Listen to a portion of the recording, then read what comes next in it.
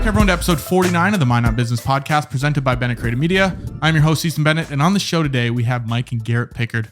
Gentlemen, how's it going today? Good. Very nice. How you doing? Not too bad. The weather is good out there. Haven't been out there, but hey, can't complain. We're finally getting some spring weather in Minot. Right. So before we get started, if you have not already, please rate and review the show. If you could take 5 seconds, leave us a rating review. It really helps spread the word to new audiences and attract new guests for you guys each and every week, and really appreciate that support. So guys, let's dive into what you guys do. For someone that's never met you guys, you know, they have no idea if you're in an elevator or at a bar, like we were saying before. What would you tell them you do? What's your elevator pitch? Okay. So our business is MARS of Minot. It is, they said, everybody says, what's MARS stand for? I mean, did you come up with it? It's alien head. Yeah. It's like, no, it was a franchise back in when I started in 07. So it stands for Mobile Appearance Reconditioning Service. We do work on interior, exterior work on vehicles, accessories, anything to restore some pride in your ride.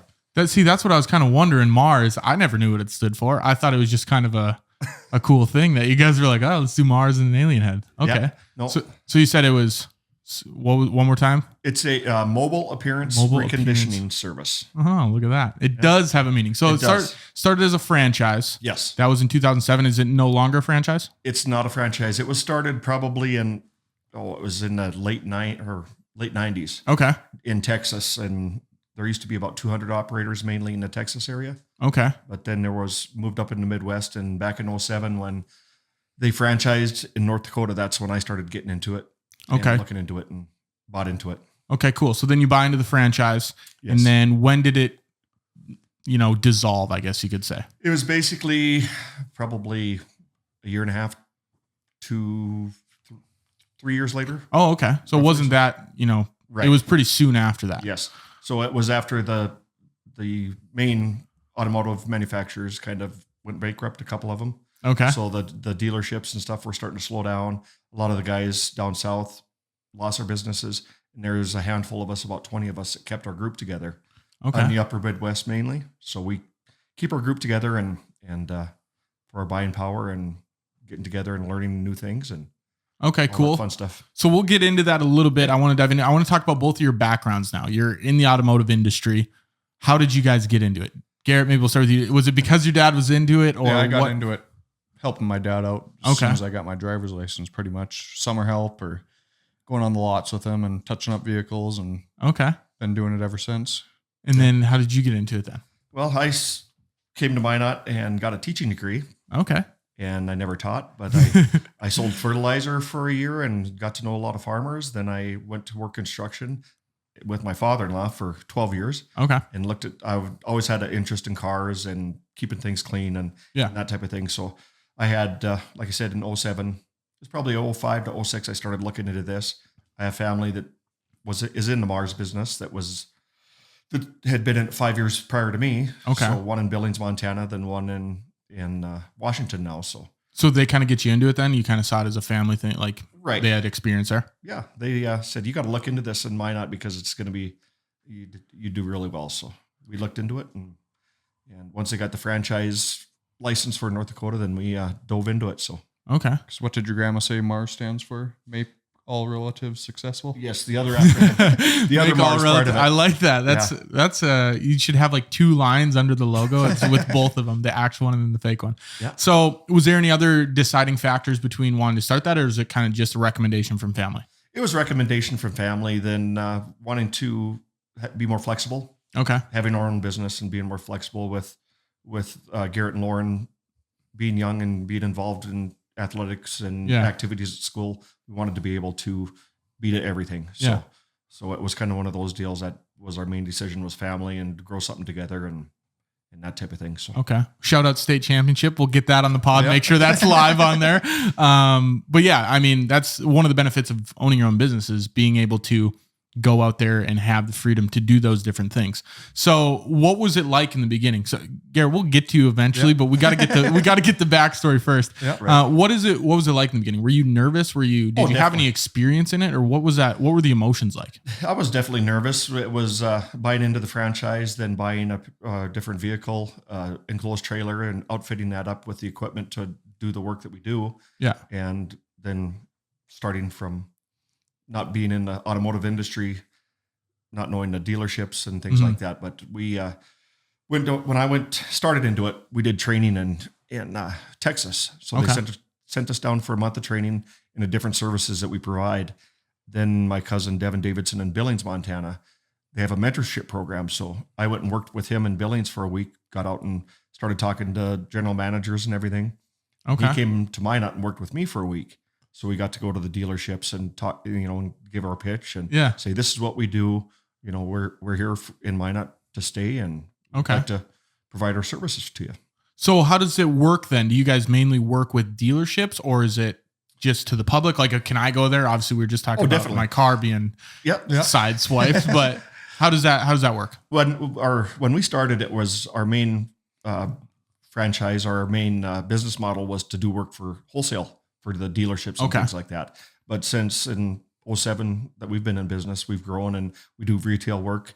A lot of it was being mobile. We had a trailer, so we would come to the dealer lots and work our individual's house and do work on their vehicles. But now that we can't work in the wintertime out of a trailer.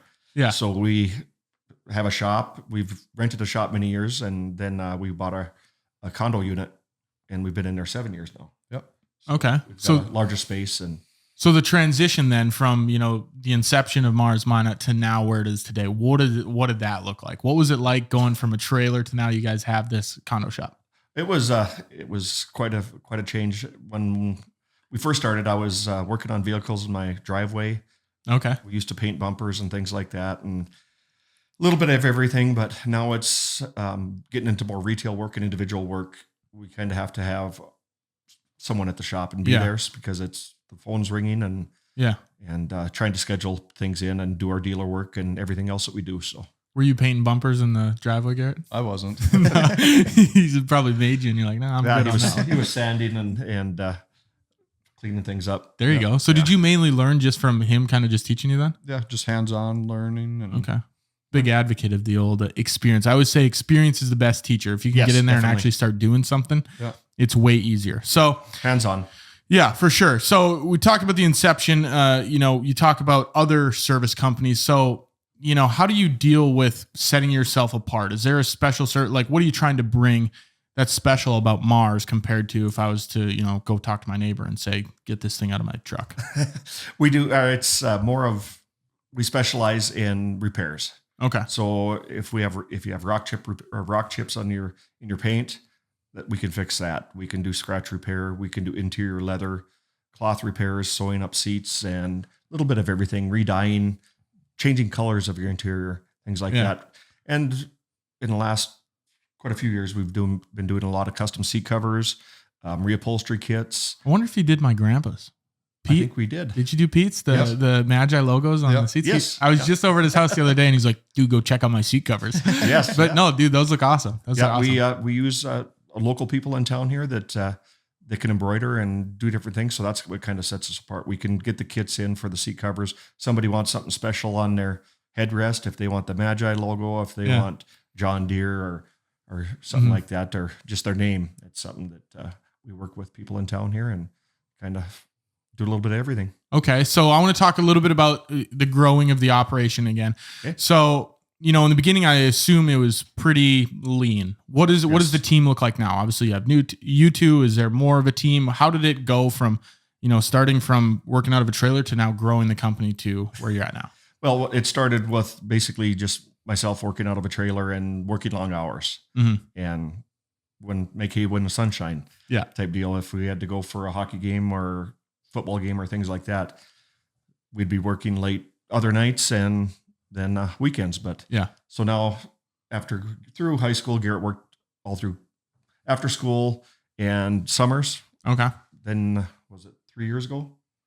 Came on full time. Okay. And so it's basically been just Garrett and I. Yeah. We haven't talked about growing our business that much. We're not taking in a lot of vehicles. We want to keep and service the people that we have and service them well. So I like I've talked about it before. I got a book up here. It's called Company of One. And I always have this conversation with people where a lot of people I talk to, they're like, I want to start a business and it's going to be this $1 million business, where you can still have a successful business if you're creating something that doesn't have 50 to 100 employees, right? Like even my video stuff, it's me and I subcontract out people, but there is something special about keeping it lean, I guess you could say. Yeah. How do you guys go about or think about that? What are your thought process on that? That's, it's a tough time in all industries to find help. Yeah. Than to compete with wages and everything like that. And it's more in the scheduling part of it. Mm-hmm.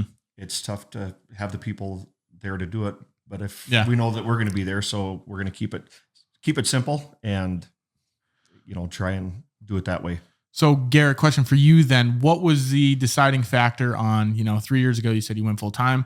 Yeah. Were you exploring other options or was this always something that you wanted to get into? I went to school at UND for a couple of years, kind of in going for a management degree, and then ended up coming back to Minot and still going to school and coaching football out in Berthold. Yeah. Okay. While I was working part-time, and then just decided that school wasn't for me anymore and wanted to join in and be full-time with him. Yeah. So just full-time now, no coaching or anything like that. But there you go. Okay. So were you a little nervous in the beginning? Were you like, I got to work for my dad now? Or how is it, working in a family business? A lot of people always say don't mix business and family, but I feel like it's a fallacy because everyone I have on here that's in a family business, they say, yeah, there's some hardships here and there, but it's mainly good. Yeah, I think it got better when I moved out of their house a little bit. Don't have to be with them all the time. Yeah, that probably helps. You only see them during work, right? Yeah.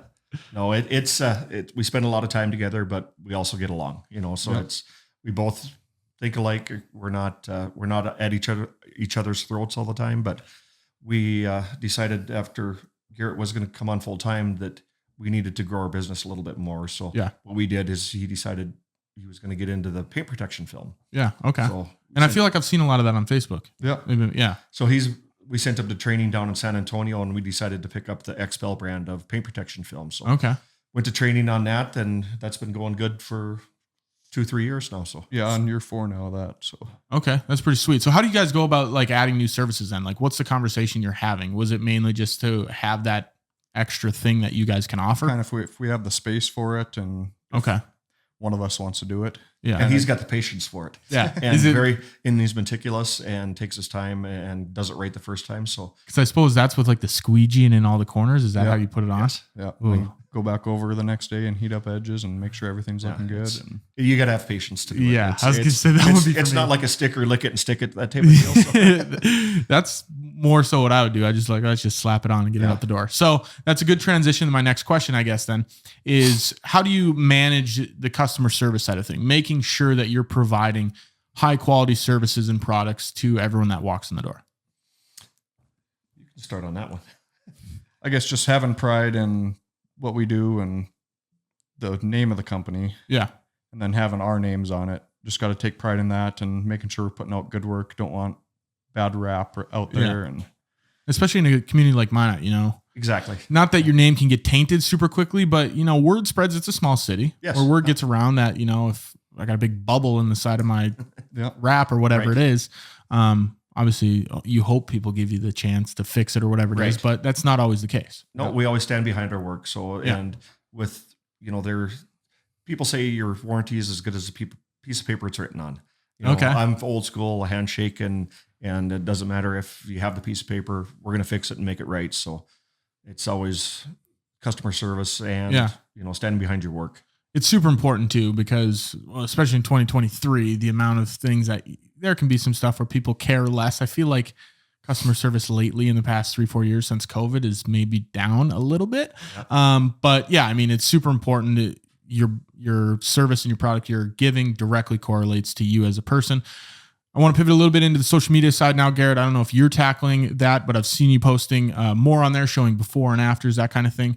Are you mainly handling that? Yeah, I'm mainly going around taking before and after pictures and making the posts as many as we can, and usually 1 or 2 a month. So what do you think the importance of that is? Because I know there's still businesses out there. I was talking to on the last episode about the importance of social media and having businesses do that.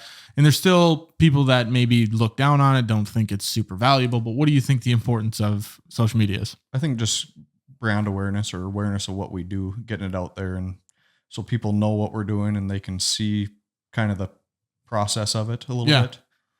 And that's the best part about it is getting the name out there, and social media. It's so easy to do that. Just post it on there. Right. And free advertising. Yeah. And a lot of it too, people see what we do. Okay, let's come in and visit, and I'd like to have that done. Well, they come in and they say, well, I didn't know you do that. Yeah. So it's kind of one of those, get them into the shop and say, well, we can do this, or you can get us mud flaps or running boards or whatever. So it's, so do people kind of have you like, they know like MARS of Minot, like, okay, they do this. And then they kind of discover, they're like, oh, I didn't know you did this, that, the other thing. Right. Once they get in there. Yeah. A lot of it's word of mouth, but then with on Instagram and Facebook and things like that, with the posts that we do, it's, from doing anything on a vehicle to anything on a tractor or a combine or a boat or anything like that. It's something different. Do you have a favorite thing that you guys do? Yours might be mine's probably the paint protection film, or seeing the before and afters of the tractors. And yeah. Do you have a favorite? Well, I made a comment once here a couple of weeks ago. We were out at a farm east of town and we were doing some big 4-wheel drive tractors. And I made the comment about, I kind of like doing the tractors better than vehicles. And he looked at me like, well, you're not the one climbing up on the high spots and everything. It's more of the gratification of the before and afters and seeing the customer's face of the product that once you're done. Yeah. I have a weird love for before and afters. I go on TikTok and I watch those people, they go to like houses and they're like, I'll mow your yard and trim up your yard and I'll do it for free just for the video. And I watch every single one of them 10 minutes long. It's just so satisfying seeing something that's mundane. It looks fine. You see it every day and then seeing the finished product of what you guys are doing. It's like, oh my God, it's so satisfying. It's like those ASMR videos. Yeah. Sell the sauce. Yeah, exactly. Right. Exactly.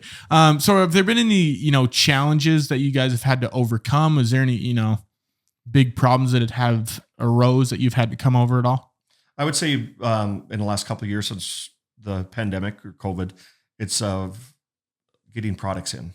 Okay. And it's things get back ordered and you have to wait and sometimes the shipping's behind and this and that. But after, it's been the last 2 years, but people are starting to realize that things do get back ordered and they're not going to be here tomorrow or 2 days. It's going to be 2 weeks or a month And I feel like that's in every industry, isn't it? It is. Yep.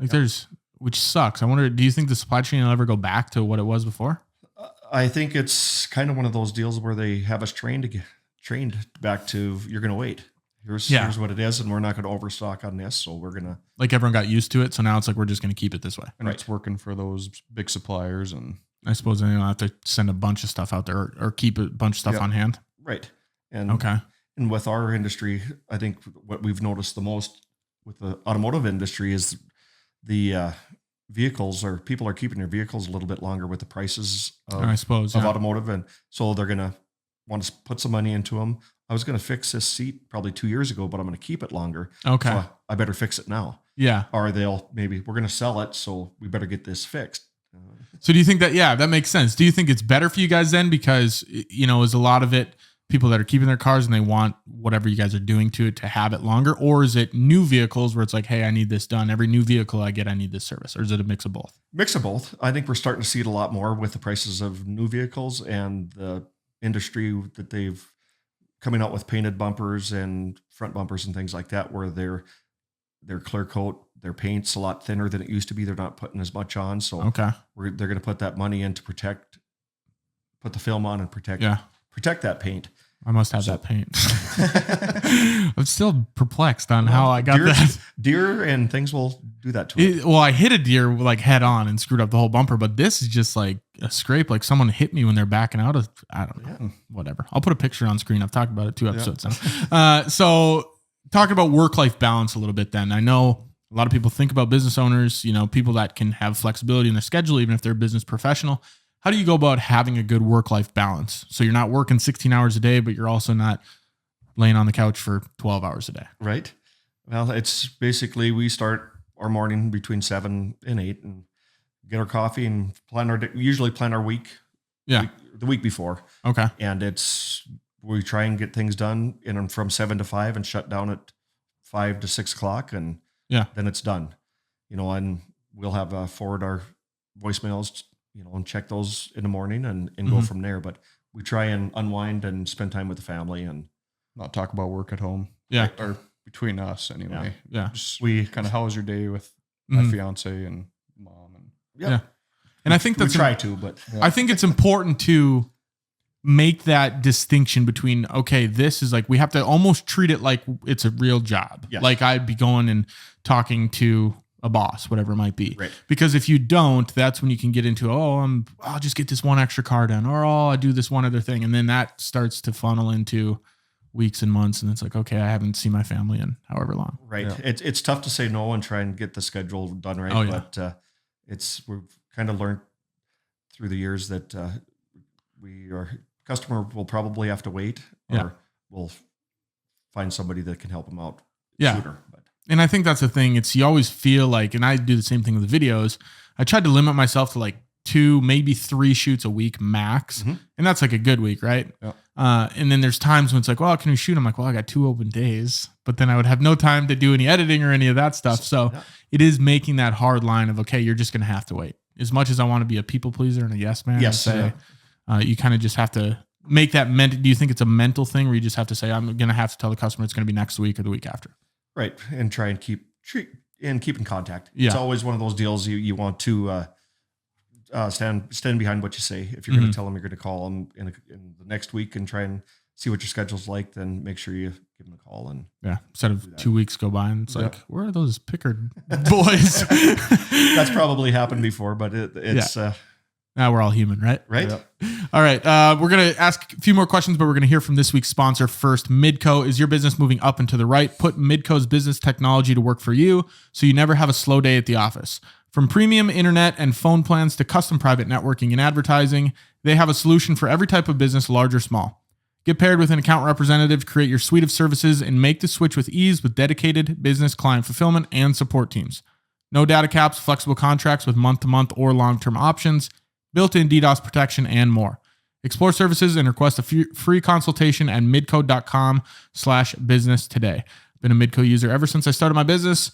Never had any issues. So if you guys are really looking to check out what services they have to offer, midco.com/business. All right, guys. So let's get back into the questions here a little bit. How has the Minot community supported your business? And, how do you guys kind of give back to the community? We, as far as supporting us or the community supporting us, they've been great, with the work that we've done with the dealerships and the word of mouth and people supporting us on that part. But the main thing that we like to give back with is the youth, with youth activities and the YMCA, the Triangle Y Camp, things like that. Okay, cool. As far as, not to build competitors for you guys, but if you had to give advice or someone that's getting into the automotive service industry, whether it's exactly what you guys are doing or something similar, what would be your advice on getting into the industry? Wow, mouthful. It's do your research.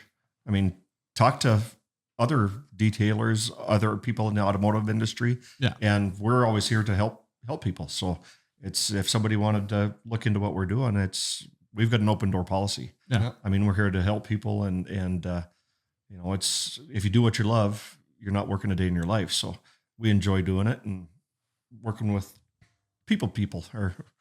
So it's, and we talked to Justin here a couple of weeks ago. Justin Burgess was on the show, and I like the idea of it's not really competition because he does similar services, and it's more so, like you said, if you're getting into the industry, you can ask you or Justin, whoever it is, and I assume most people are going to be willing to answer those questions or help out wherever. Oh, definitely. Yeah. There's more cars than what just us two can work on or what Justin can work on. And because if every person might own one car with the 50,000 cars, which has got to be more than that out there. Yes. Yeah. I own 2 myself. Yeah, exactly. There's probably more than that. So. Yeah, exactly. So I mean, there's no way you two could do 100,000 cars. No. You're ridiculous. And we do different things. Yeah. We kind of have our niche. We're trying to we pick a couple services or handful of services that we do and try and do them great.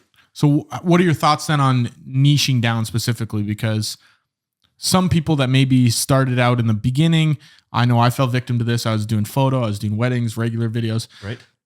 I had too many things I was trying to do. Whereas once I picked one thing, it's like, I'm going to do corporate videos and, that kind of advertising. Right. Yeah. What are your thoughts on that of niching down to make things grow faster and maybe be more sustainable? I guess find what you like and see what the need is out there in the community. So that's the main thing. If you enjoy doing it and there's a need for it, that's what we try and do. So, but it could be trial and error too. Yeah. I suppose you got to try something out and see if you like it or not. If it's not what you're aiming for, then have you sell that service. Or, have you guys tried any services where you're like, oh, I don't want to do this anymore? There was a couple. We did some, like I said, used to paint bumpers out in the front, in the driveway of the house, but with the new vehicles and all the safety features and everything like that, it's we don't want the liability type deal. So how does that work then? If you just somebody had a deep scratch or a cracked bumper, we would plastic weld it, sand it, putty it up a little bit, and paint it, blend it. But like I said, with so many safety features in them now, and your parking sensors and everything like that, it's kind of one of those where it's we'll pass on that. We moved in our shop in the condo, and I told Garrett, I said, we're not going to paint anymore. Okay, but if people come for that, we're going to send them in the right direction. Right. Which is good that you have these people you can lean on to be like, okay, go over to Jim Johnson or whatever dealership this is, and they can take care of that. So for a business, how do you guys stay motivated and passionate about this? There's businesses that could be claimed as more glamorous, it's more artsy, craftsy, fun, that kind of thing. Whereas, the automotive industry, people might look at as not that glamorous. How do you stay motivated and passionate for what you guys are doing? Usually just a mental break, or we do a convention every year with other MARS vendors around the country, and kind of a reset before we get real busy in the spring. We go over new things that we're doing and new ideas. And where's that convention at? It's usually a different place every year. It's been in Billings, Montana, Bozeman, Montana. It's been in North Carolina. We were in Knoxville, Tennessee this year. So there's a Poplin's Planet Mars in Knoxville. That he hosted this year, and we've talked about hosting in Minot, but not many people want to come up come up north in February or March. Yeah, and they want to go someplace a little bit warmer. So you guys were just in Knoxville in February and March time? Yep, the middle March. Okay. So what are you learning, when you go there, are you learning new industry technology, that kind of stuff, or what do those conventions look like? Some of it, sometimes they're bringing something new. We usually have a group of 10, at least 4 to 10 guys or whoever wants to go. Yeah. The SEMA show in Vegas.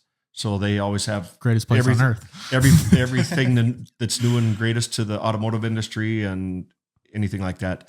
Always have people going down for that, checking out different products and new products. But then they bring it back to the convention, say, okay, this is what we found that might work good for us. So we test it out and see if it works and go from there. But a lot of the times it's just to reset our batteries and get back to work. But one place to reset your battery, Vegas. Well,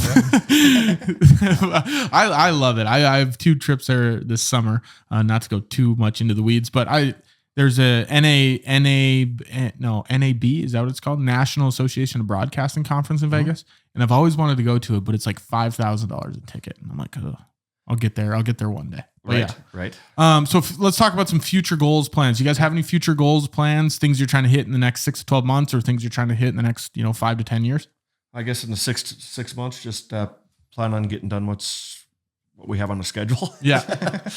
That how, are you usually booking out that far? Not that far. Okay. But we kind of know when our busy time is going to be. It's like right now it's lake season. So people are calling to get their boats polished up and ready for the lake and before Memorial Day weekend. Yeah. So it's kind of one of those things. And after Memorial Day, then it'll be, more of the automotive, the new car parts and things like that. So how do you guys are lake people yourselves? Yes. How do you balance you wanting to get out there on the lake and then also servicing these people that are also trying to get out there? You just delay your lake time a little bit? Right. Okay. Yes. It's kind of like the mechanic. There's his last vehicle to get worked on. Yeah. And they probably drive the oldest beat up vehicle that there is. But no, we usually wait and get down to the lake when we can. So usually it's around the 4th of July, but that's all right. There you go. Yeah. And then you can just extend it into like September to October. Right. Yeah. Because is the spring kind of the busiest time then, would you say? It's once the sun comes out, springtime, when springtime in North Dakota, I mean, never. May, we're going right to summer right now. Yeah. So we got to work with the weather a lot. Okay. So pivoting a little bit then and go back to the father-son duo, what would you say the most rewarding aspect is, working together on a daily basis? It's just being side by side and kind of having the same goals. It's when Garrett started, we started bringing him into the dealerships, and he was started going talking to the managers and things like that. Okay, we do a list of vehicles that probably need some work. Mm-hmm.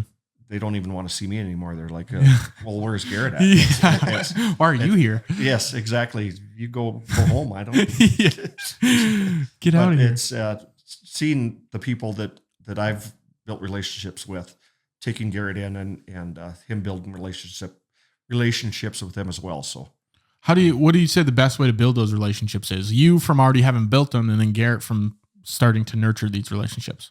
Just talking to them and personalizing with them. Talk about their family or how to win friends and influence people. Is that the book or something like that? Yeah. Talk about this stuff they like. Talk about the lake, whatever. Whatever or things in common. Yeah, whatever they enjoy.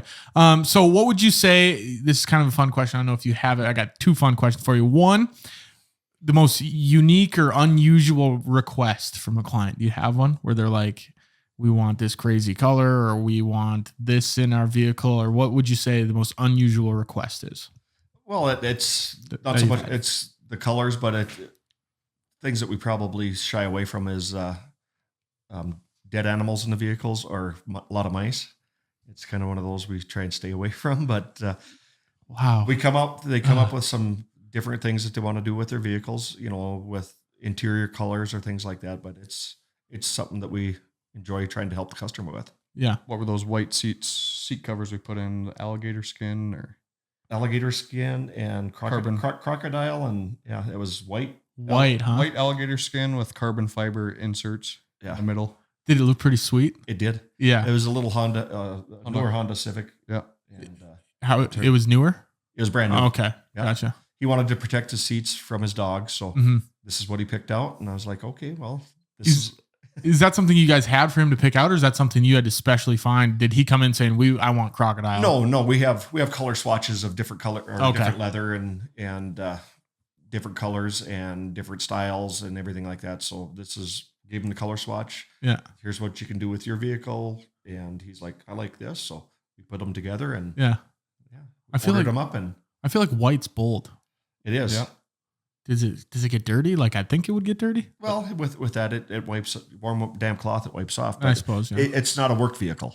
Oh, so okay. It's kind of one of those. It's more of a dog transportation daily driver and a little dog in there that's not going to scratch up his original seats. So, well, yeah, no, that's cool. So, not weird question I have for you, but if you guys each had to pick like a favorite story or a favorite thing you worked on, what would you say it is? I don't know. Like putting people on the spot. Probably that Plymouth Cuda. Right. Yeah. It was a very high dollar muscle car. Okay. In 1971 Cuda, and customer brought it from Western North Dakota, and he's taken it down to Deadwood, down to cool Deadwood nights. Yep. And we polished it, ceramic coated it, got it all ready for him. And when he took it down to Deadwood and won, was it the best car? Best of show for. Oh, it was like a car competition. Yes. Yeah. They have it in August every year. So it was Chamber of Commerce puts it on down in Deadwood, and he sent us pictures with the Chamber of Commerce or People's Choice Award. Yeah. So, okay. Yeah. And what did you guys do to it? We buffed it. Just got it ready to go. Cleaned all the inside and then ceramic coated. Okay. The engine bay and what color was it? Black with a big black matte black billboard or vinyl graphic down the side. Oh, really? It was black on black. That's pretty sweet. I was for some reason in my head I was thinking it was purple, like an old GTA vehicle, like he was driving around. All right. So, question for both of you now: one thing that you wish you knew when you started. Now that you've been going through it, you've been obviously going through it a little bit longer. But what's one thing, if you could tell your younger self when you got the business started, that you wish you knew? I wish I would have known to probably pay myself better instead of investing in the business, or what? Right. I mean, if you start out with your business plan and stick to it, and stick with with the plan that you have and paying yourself like you would your employee. So yeah. And that's one thing business I started doing probably 2-3 years ago is paying myself as an actual W-2 employee, right? Which is something I didn't even know until I actually talked to Burge, Michael. Yeah. And he's like, hey, why don't you try looking at doing this? So yeah, the more you can treat it, especially like we talked about scheduling wise, if you treat it like it's an actual job, like you're going to, it's going to be much easier to maintain that over a long period of time rather than just, I'm going to burn out in 3, 4, 5 months. Right. What would you say, Garrett? What would you tell yourself 3, 4 years ago? To work harder, probably. Show up on time. And show up on time. Right? Yeah. He was taking the lay on the couch for 12 hours advice I gave earlier. Maybe. All right. So last question I got for you guys. Mount Rushmore of business advice. Usually we do 4, but we got 2 guests. We'll do 2 each. You can kind of ping pong back and forth. Doesn't have to be anything long or crazy, but what would be your Mount Rushmore of business advice? Whoever wants to start her off. Start off. Oh, I can start off? Yeah. Just stand behind your work would be one of the main things. Be sociable, be available for your customer or any other competitor or, dealership or whoever you're working with. Be available and don't take it personal. Perfect. Yeah. Garrett, toss it over to you. It's like a dance battle. Yeah. Right? Probably still keep that work-life balance and being able to come home to the family at the end of the day and kind of kick your feet back and not think about work. Unless decompress. Unless you're single and you just you got 2 years before you find that boyfriend or girlfriend, and then you can settle down. Right. Okay, there's 2, one more each of you. Okay. The other thing I would say is, trying to pull one out of the top of my head here, but if you think you have a big enough shop, you don't. Right. Yeah. It would be nice to have a bigger shop, but, that's for sure. Yeah. But I'm just drawing a blank. Garrett, you got something? I don't think I have anything else. Leave it at 2. We'll leave it at Washington and Abe Lincoln. We don't even need the other 2. I think they're on Mount Rushmore, aren't they? Yes. Those 2 got to be on there. I don't know the other 2. But I think it's LeBron and Jordan. So where can people find you guys? You can find us at 209 54th Street Southwest, Unit 13. It's 1 mile west of the Flying J truck stop on the Boy Scout Camp Road. Perfect. And then website, Facebook. Obviously, these links will be down in the description below, and you guys can check those out. But Picard gentlemen, thank you very much for coming on the show. Thanks, Easton. Thank you. That is episode 49 of the Minot Business Podcast. Again, please leave a rating and a review if you have not already. We'll see you guys next week for episode 50, the old 50 burger coming next week. So thank you guys for listening. We'll see you next week.